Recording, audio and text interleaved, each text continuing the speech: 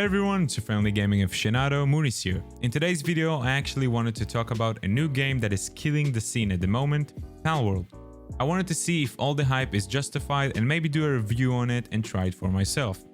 So, I bought Palworld and played around 40 hours on it, and let me tell you, this game brings something completely new to the table.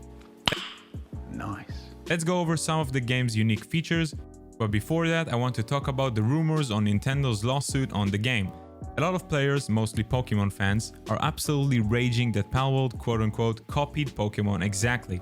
Now, you don't need to be that smart to see there are many similarities between those games, but there is a thing called art plagiarism, and only when a law is broken, a lawsuit is viable.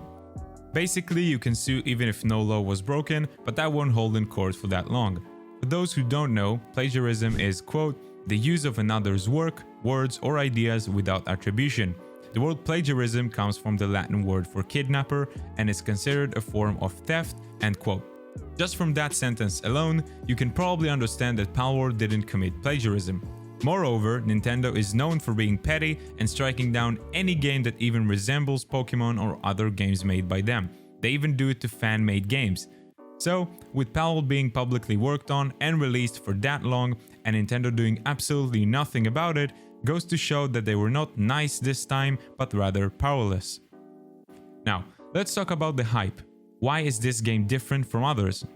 Well, if cute pals working for you, new bosses, good crafting system, free will, and great survival doesn't do it for you, Palworld is probably not your game. But for other people, this game is a breath of fresh air.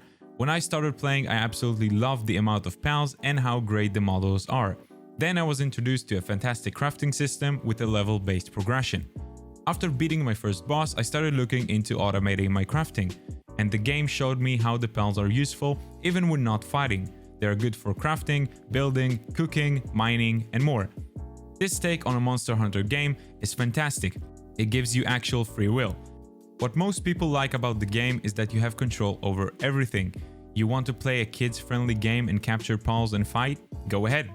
You want to create a slave factory using penguins and butcher those who get tired? Be my guest. This amount of choice in a game is really unheard of, and understanding that they made the game with a small group on a new engine they learned on the go with a $10,000 budget really kicks any other AAA games out there like COD, which is basically a copy-paste each year with a different hit marker. If you ask me, this game is absolutely great. I only played 40 hours and I can already see the replayability of this game. The level progression is fun, with a huge map that you can explore in your own time, with different level areas and different pals. After your first playthrough, you might want to progress faster, and that is where you can change your world settings and improve any multiplier you wish.